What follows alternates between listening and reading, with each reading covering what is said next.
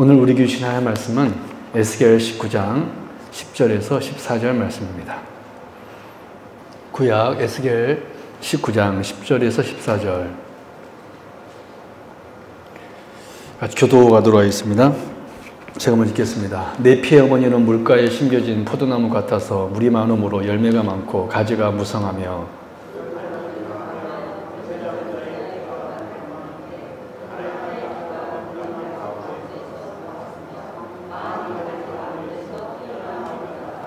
분노 중에 뽑혀서 땅에 던짐을 당하며 그 열매는 동풍에 마르고 그 강한 가지들은 꺾이고 말라 불에 탔더니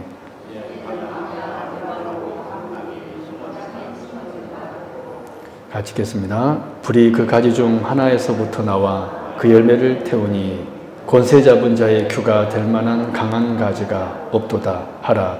이것이 애가라. 후에도 애가가 되리라. 아멘.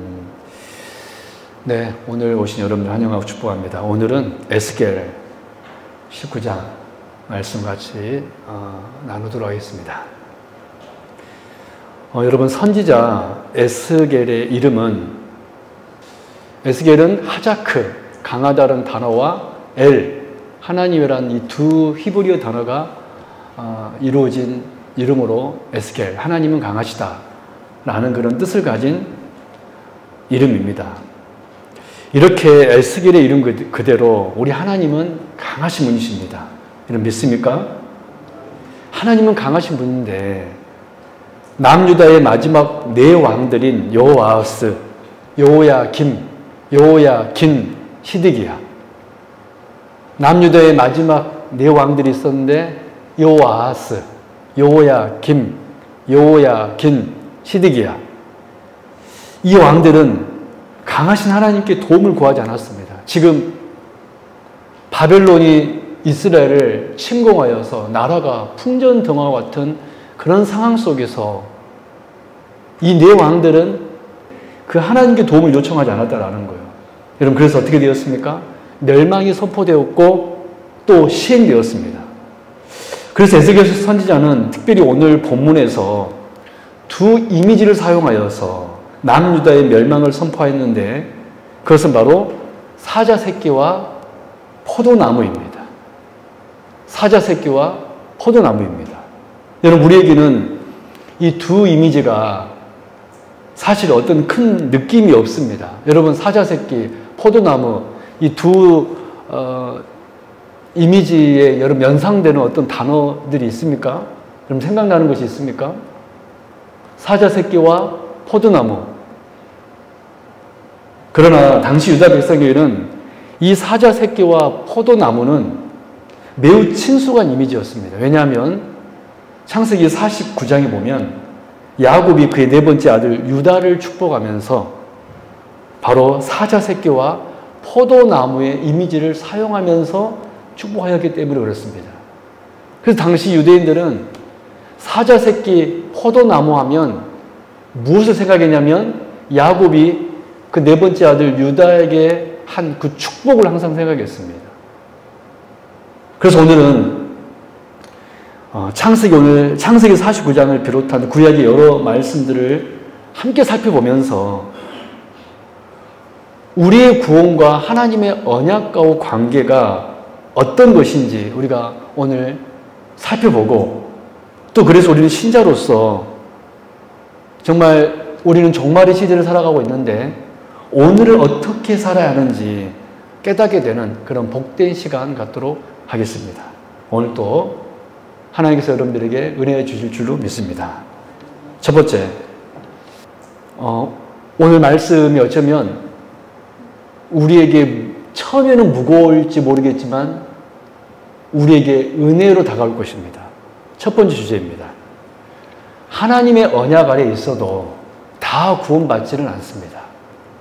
하나님의 언약 아래에 있어도 다 구원받지는 않습니다. 여러분, 우리 창세기 49장 8절 12절 같이 한번 볼까요?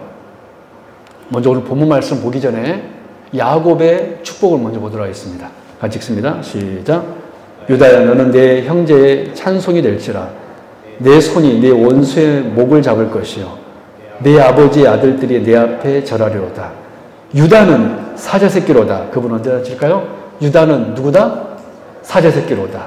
그래서 사자 새끼 하면 이스라엘 백성들은 야곱의 축복을 생각했고 특별히 유다를 생각했습니다. 계속 있습니다. 내 아들아 너를 움킨 것을 찢고 올라갔도다. 그가 엎드리고 움크림이 숫사자 같고 암사자 같으니 누가 그를 범할 수 있으랴. 규가 유다를 떠나지 아니하며, 여러분 여기서 규는 뭡니까?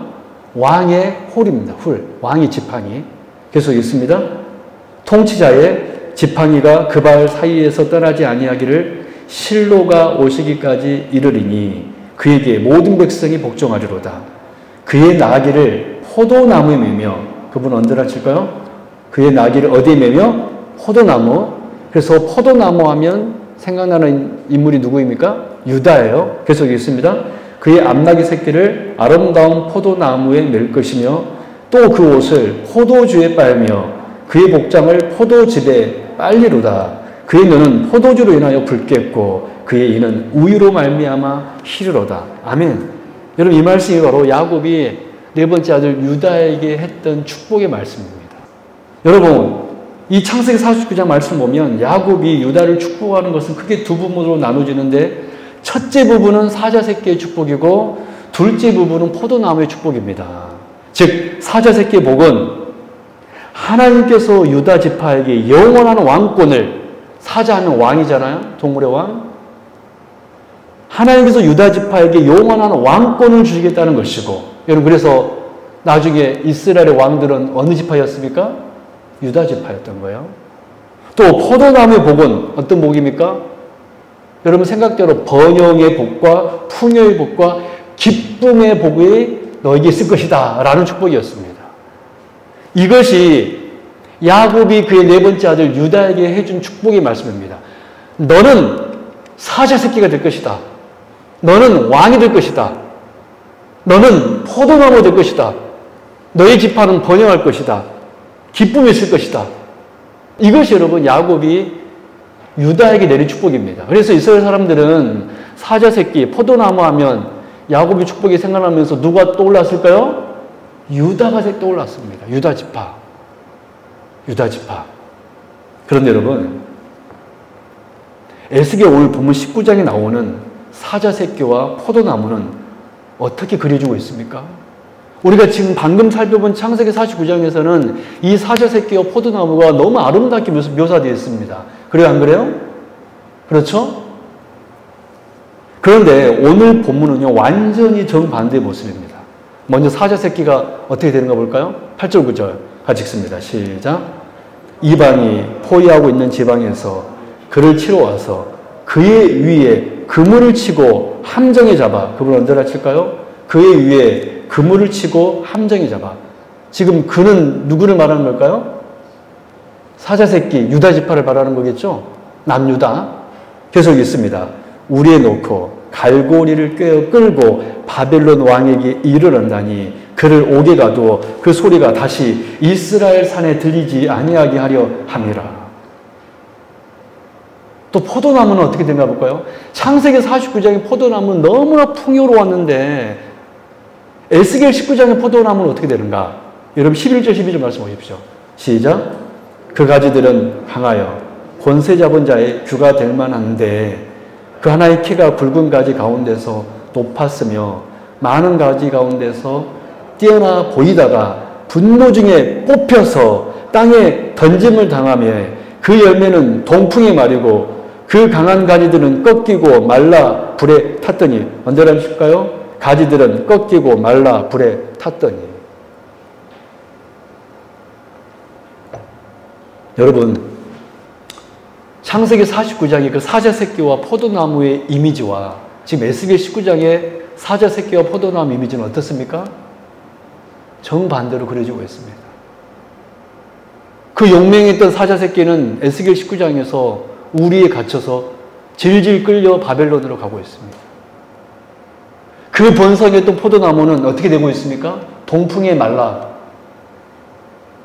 꺾이고 가지가 꺾이고 불에 탔다 그랬습니다. 여러분 지금 오늘 본문 에스겔 19장에 예언되어 있는 여호아스, 여호야김, 시드기야 이 유다의 후손으로 이 왕이 된 자들은 분명 사자 새끼였고 포도나무였습니다. 유다의 복을 받은 사람들입니다. 하나님께서 야곱을 통하여서 유다 지파에 주었던 그 복을 한 몸 받은 사람입니다. 여호와서 여호야김 여호야긴 시드기야. 그런데 제가 여러분들과 서론에 나누었던 것처럼 그들은 강하신 하나님께 도움을 구했습니까? 구하지 않았습니다. 오히려 그들은 우상 숭배하였고 오히려 그들은 이방 나라를 애굽을 의지했습니다.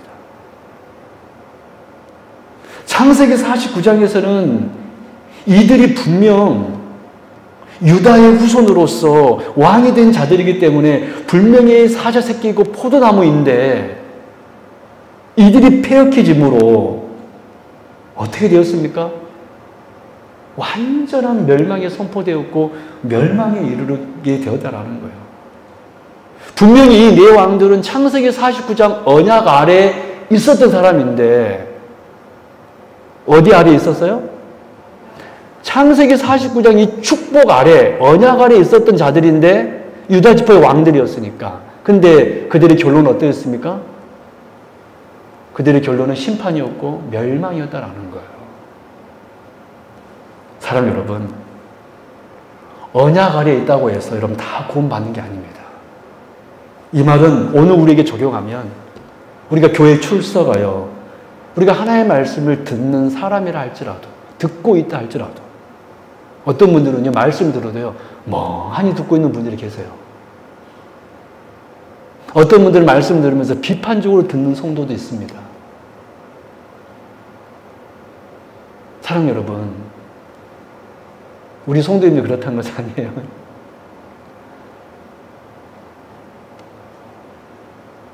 여러분 지금 에스겔 19장에 있는 이 네 왕들은 분명히 창세기 49장 언약 아래에 있었던 사람들이었습니다. 그러나 그들의 결론은 어땠습니까? 심판이었습니다. 그들은 하나님의 언약 아래에 있는 자들이었지만 그들은 구원받은 백성들이 아니었다라는 거예요. 오늘 우리도 마찬가지입니다.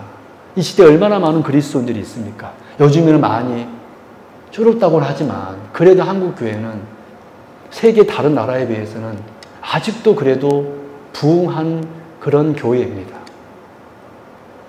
사랑 여러분, 오늘 우리가 본문을 통해서 깨닫는 것은 뭐냐면 우리가 아무리 교회에 나와서 예배 드리고 있다 할지라도 다 구원받는 것은 아니라는 것입니다. 여러분 사실 성경의 여러 말씀만 봐도요 언약의 범주와 구원의 범주는 같지 않습니다. 우리 로마서 9장 13절 볼까요? 같이 읽겠습니다. 시작. 기록된 바 내가 야곱은 사랑하고 에서는 미워하였다 하신가 같으니라. 아멘. 여러분 잘 봐보실까요? 우리가 알다시피 야곱과 에서는 누구의 아들이었습니까? 이삭의 아들입니다. 여러분 야곱뿐만이 아니라 에서도 언약 아래에 있는 자였습니다. 그랬습니까? 안 그랬습니까? 그렇습니다. 에서도 할례를 받은 자였고 에서도 이삭의 아들이었습니다. 그런데 에서가 언약 아래에 있는 자였지만 에서는 여러분 구원 얻은 백성이었습니까? 하나님께서는 에서를 버렸다라고 이야기하고 있어요.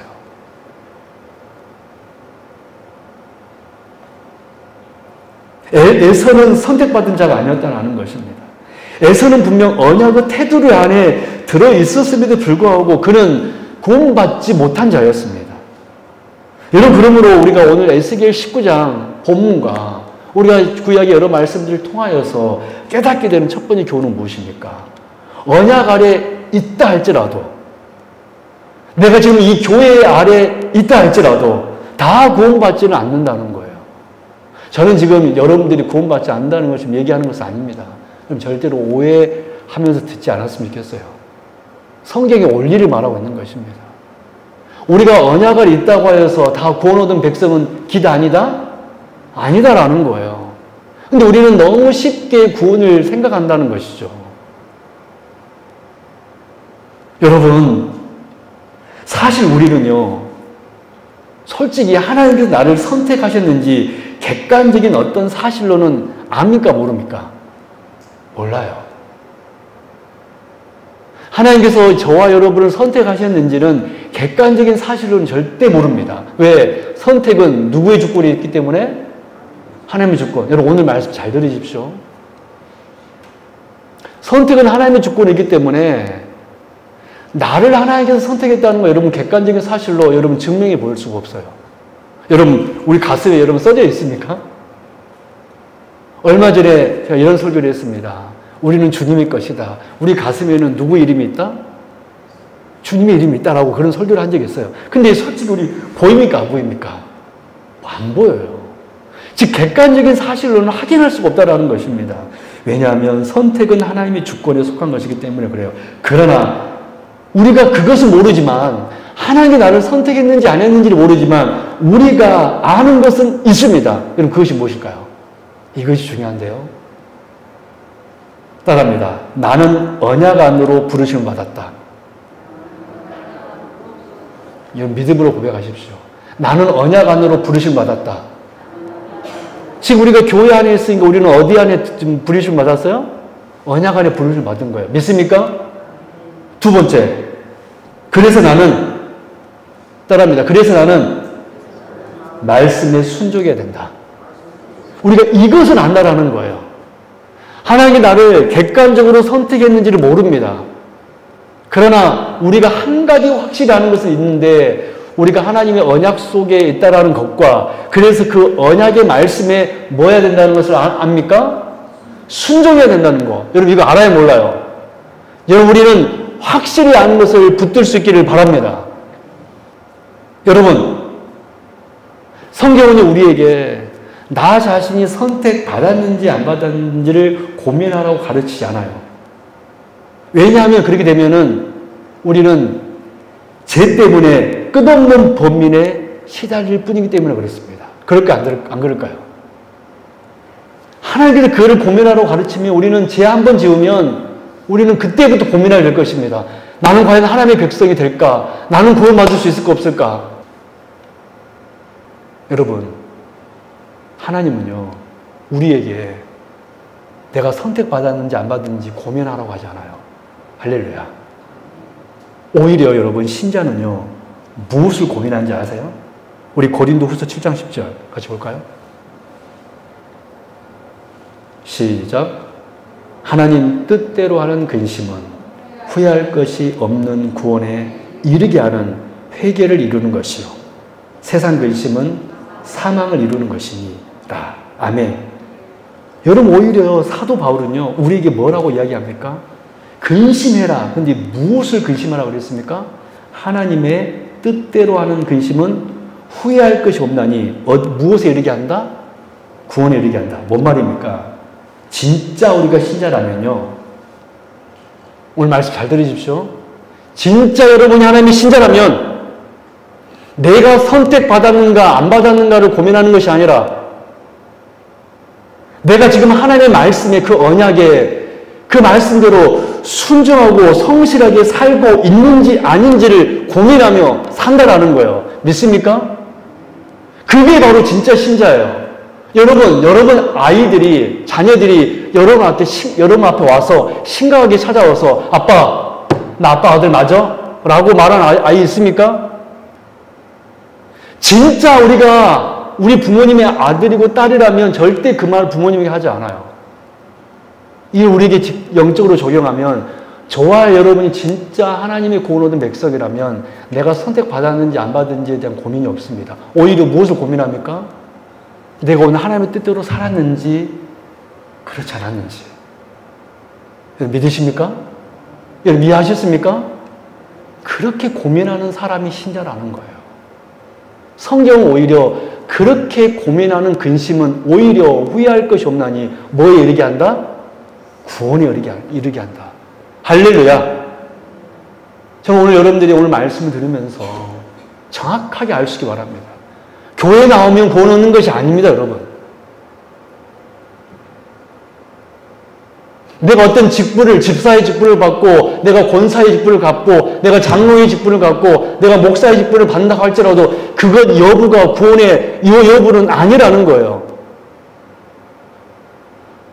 정말 우리가 하나님의 백성이라면 오늘 하루를 살아갈 때 내가 하나님의 뜻대로 살았는가? 오늘 하루를 마칠 때 하나님, 제가 오늘 하루를 살았습니다. 제가 오늘 어떻게 살았는지 하나님 앞에 구합니다. 제가 오늘 정말 하나님의 아들의 모습을 살지 못했으면 용서하여 주옵소서. 저는 우리 성도님들이 그런 백성 되길 바랍니다. 내가 받았는지 안 받았는지를 고민하며 번민하는 인생이 아니라 오히려 진짜 아들답게, 여러분 진짜 아들은 부모님이 나아가서 뭐라고 하는지 아십니까? 옛날 효자들은 그랬어요. 항상 자기들이 불효자라고 그랬습니다. 그래요, 안 그래요? 옛날 우리 어른들은 그 부모님 앞에만 가기만 하면 부모님, 제가 부모님을 공경하지 못해서 죄송합니다. 저와 여러분이 정말로 하나님의 백성이라면 바로 하나님 앞에 그렇게 고백하면서 근심한다라는 거예요. 사랑 여러분, 우리가 오늘 에스겔 19장 말씀을 통하여서 그들은 언약 아래 있었지만 그들은 구원을 얻지 못하였습니다. 그들은 하나님을 전혀 생각하지 않았습니다. 하나님의 뜻 관심도 없었습니다. 사랑 여러분, 저는 여기 계신 모든 분들이 언약 아래 있는 분인 줄로 믿습니다. 그리고 더하여 하나님의 선택받은 사람들인 줄로 믿습니다. 저는 우리 성도님들이 매일매일 살면서 오늘 들은 말씀을 기억하여서 오늘 들은 말씀을 상고하여서 또 그 말씀을 묵상하고 내가 오늘 말씀대로 살았는지 안 살았는지 그렇게 고민하면서 사는 사람, 그 사람이 바로 하나님의 사람임을 알아. 저는 우리 성도님들이 내가 구원받았는가, 천국 갈까, 지옥 갈까 이거 고민하며 번민하며 사는 인생이 아니라, 할렐루야. 여러분 번민하지 마세요. 여러분들은 천국 가게 될 줄로 믿습니다. 여러분, 하나님의 백성, 여러분이 된 줄로 여러분 믿고 의지하며 여러분 감사하면서 하나님의 말씀대로 어떻게 하면 순종할까 살아갈 수 있는 주의 백성 될 수 있기를 주님 이름으로 축원합니다. 우리가 오늘 이 에스겔 19장을 통해서 깨달은 두 번째 교훈은 무엇이냐면, 이제 또 중요한 건데요. 하나님의 언약은 이 불의한 사람들에 의해서 파기되지 않는다는 거예요. 하나님의 언약은 이 사람들에 의해서 파기되지 않는다. 하나님의 언약은 사람들에 의해서 파기되지 않는다. 우리 8절 9절 같이 읽습니다. 시작. 이방이 포위하고 있는 지방에서 그를 치러 와서 그의 위에 그물을 치고 함정에 잡아 우리에 놓고 괄거리를 깨어 끌고 바벨론 왕에게 이르렀나니 그를 옥에 가두고 그 소리가 다시 이스라엘 산에 들리지 아니하게 하려 함이라. 12절 읽어볼까요? 시작. 분노 중에 뽑혀서 땅에 던짐을 당하며 그 열매는 동풍에 마르고 그 강한 가지들은 꺾이고 말라 불에 탔더니. 여러분, 이 에스겔 19장은 분명 남유다의 말기적 상황을 그리고 있는데, 특별히 유다의 마지막 왕들의 종말에 대한 상황이 바로 사자새끼와 우리가 이미 살펴본 대로 포도나무로 묘사되어 있습니다.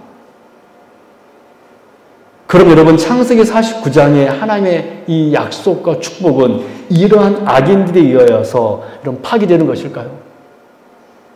창세기 49장에서는 유다의 후손들이 사자새끼가 될 것이고 풍성한 포도나무 될 것이다라고 예언했는데, 지금 에스겔 19장에 와서 보니까 사자새끼는 우리에 갇혀버리고 포도나무는 말라버렸습니다. 그러면 그 창세기 49장의 그 하나님의 언약이 파괴되었냐는 거예요. 그 불의한 자들로 인하여서. 여러분, 왕하 25장 27, 30절 말씀 보겠습니다. 파괴되었는지 안 파괴되었는지. 시작. 유다의 왕 여호야긴이 사로잡혀 간 지 37년 곧 바벨론의 왕 에올무로닥이 즉위한 5년 12월 그달 27일에 유다의 왕 여호야긴을 옥에서 내놓아 그 머리를 들게 하고 그에게 좋게 바라고 그의 지위를 바벨론에 그와 함께 있는 모든 왕의 지위보다 높이고 그 제수의 의복을 벗게 하고 그의 일평생에 항상 왕의 앞에서 양식을 먹게 하였고 그가 쓸 것은 날마다 왕에게서 받는 양이 있어서 종신토록 끊이지 아니하였더라. 아멘. 여러분, 이 말씀은 열왕기하 마지막 말씀입니다. 기적이 일어났습니다. 저는 이 말씀을 참 좋아합니다.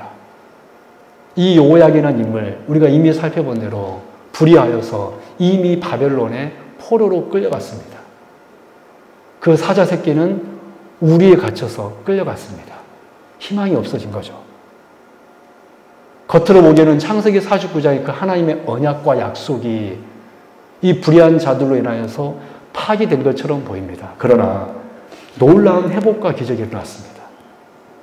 하나님의 은혜가 아닌 곳에는 도저히 일어날 수 없는 일이 일어난 것입니다. 여기 유다의 왕 여호야긴, 이 여호야긴이 어떻게 되었습니까? 다시 포로에서 그의 모든 지위가 회복이 되었습니다. 그뿐만이 아니라 뭐라고 성경은 기록하고 있습니까? 그를 함께 있는 모든 왕의 지위보다 높이고, 할렐루야, 그가 쓸 것은 날마다 왕에게서 받는 양이 있어서 종신토록 끊이지 아니하니라. 할렐루야. 여러분, 갑자기 이런 일이 일어난 겁니다. 뭐 여호야긴이 이제 포로로 갇혀 있는데 뭔 일을 했겠습니까? 여러분, 그것도 그가 잡힌 지 몇 년 만에 일어났습니까? 37년. 여러분, 잘 한번 봐보십시오. 이 세월이 짧은 세월입니까? 37일도 아닙니다. 최근에 우리 한국 대통령 윤석열 대통령이 52일 만에 풀려났잖아요. 37년 동안 이 여호야긴 왕은 어디에 갇혀 있었습니까? 옥에 갇혀 있었습니다. 희망이 사라졌을 거예요. 근데 갑자기 37년이 지난 다음에 그의 왕권이 회복됩니다. 우리는 여기에 할렐루야라고 외쳐야 됩니다. 그렇구나. 창세기 39장의 예언이 끊어지지 아니하고 성취되고 있구나. 할렐루야. 여러분, 이 여호야긴 아들이 여러분 누군지 아세요? 우리 마태복음 1장 12절 말씀 보겠습니다. 같이 있습니다. 시작. 바벨론으로 사로잡혀간 후에 여고냐, 여기서 여고냐는 여호야긴이에요. 계속 있습니다. 여고냐는 스알디엘을 낳고 스알디엘은 수룹바벨을 낳고, 여러분, 수룹바벨이 누구입니까? 수룹바벨이 여러분 누구입니까? 수룹바벨 성전을 건축했던 그 위대한 사람이 여러분 누구입니까? 수룹바벨이에요. 여호야긴 왕의 손자. 할렐루야. 유다 총독으로 파견이 되어서 70년 포로 기한이 찬 다음에 다시 수룹바벨이 이스라엘 백성들을 이끌어서 예루살렘, 무너진 예루살렘 성전을 건축했는데 그 건축했던 장본이 누구였습니까? 여호야긴의 손자 수룹바벨이었다라는 거예요. 할렐루야. 하나님께서 전적인 은혜 주심으로 인하여서 그 약속이 폐기되지 아니하고 성취했다라는 거예요. 더 놀라운 것은 이 여호야긴 후손에 여러분 누가 태어났습니까? 예수 그리스도가 태어났습니다. 할렐루야. 여러분, 이거 기적 아닙니까? 여호야긴이 어떤 자였습니까? 우리에 갇힌 사자 새끼가 되어버린 자였습니다. 근데 그런 아무런 희망이 없던 그에게 하나님께서는 다시 왕권을 회복시켜 주셨고, 그뿐만이 아니라 그의 자손을 통하여서 예루살렘 성전을 건축하게 하셨고, 그의 후손으로 예수 그리스도가 태어나신 줄로 믿습니다. 여러분, 누가복음 1장 31절 33절 같이 읽습니다.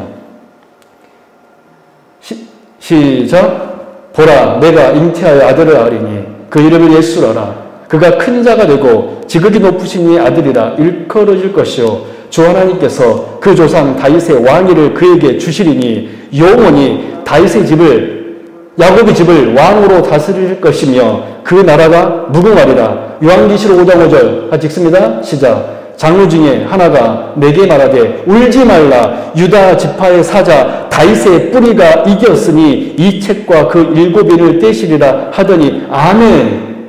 여러분, 에스겔 19장에서 그 옥에 갇힌 이 사자 새끼가 누가복음 1장 보니까 어떻게 되었습니까? 다시 왕이 되었음을 믿습니다. 할렐루야. 그리고 그 말라버린 포도나무가 요한계시록 5장 5절에서 어떻게 되고 있습니까? 유다 지파의 사자 다윗의 뿌리가 이기었으니 할렐루야. 사랑하는 여러분, 에스겔 19장의 사자 새끼는 패하였으나 유다 지파의 사자이신 예수님께서 이기셨고, 에스겔 19장의 포도나무의 뿌리는 뽑혔으나 다윗의 뿌리이신 예수 그리스도는 이기셨음을 여러분 믿으시기를 바랍니다. 여러분, 우리가 오늘 이와 같은 말씀을 통하여 깨닫게 되는 두 번째 영적 교훈은 무엇입니까? 하나님의 언약은, 하나님의 축복은 우리의 불의함에도 불구하고 절대로 파기되지 않는다는 거예요. 믿으십니까? 우리가 무능할지라도 우리를 향한 하나님의 계획은 결코 무너지지 않는다는 거예요. 그래서 여러분, 에스겔 전체에서 여러분 계속되어 반복되어서 나오는 말씀이 있습니다. 우리 마지막으로 이 말씀, 세 말씀 읽고 말씀 마칩니다. 우리 에스겔 6장 10절 시작. 그때야 그들이 나를 여호와인 줄 알리라. 에스겔 11장 12절 너희는 내가 여호와인 줄 알리라. 에스겔 12장 16절 내가 여호와인 줄을 그들이 알리라. 할렐루야. 뭔 말입니까? 우리는 하나님이 누구신 줄을 하나님께서 하셨음을 모르는 인생이었는데 우리는 하나님의 그 주권적인 은혜로 말미암아 하나님께서 우리에게 행하신 일들을 알게 될 줄로 믿습니다. 여러분, 이것이 바로 에스겔 선지자의 외침이었어요.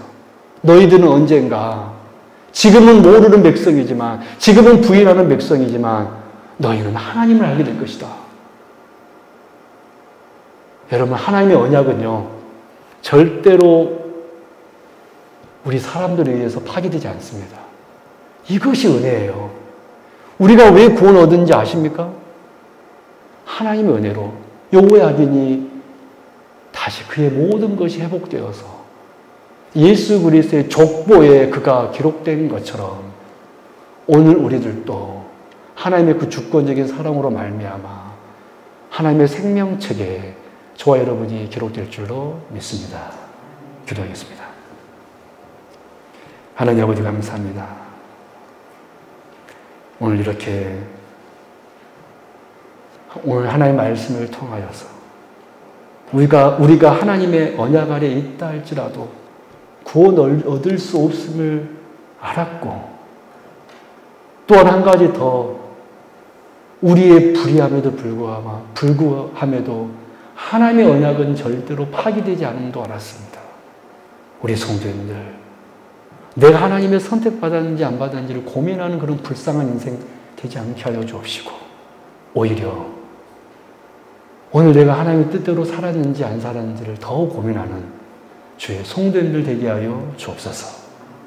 그래서 내가 하나님의 구원의 은혜 아래 있음에 감사하며 하나님께 손을 높이 올려 찬양하는 주님을 더 사랑할 수 있는 저와 여러분 되게 하여 주옵소서. 감사드리며 거룩하신 예수 그리스도 이름으로 간절히 기도드리옵나이다. 아멘.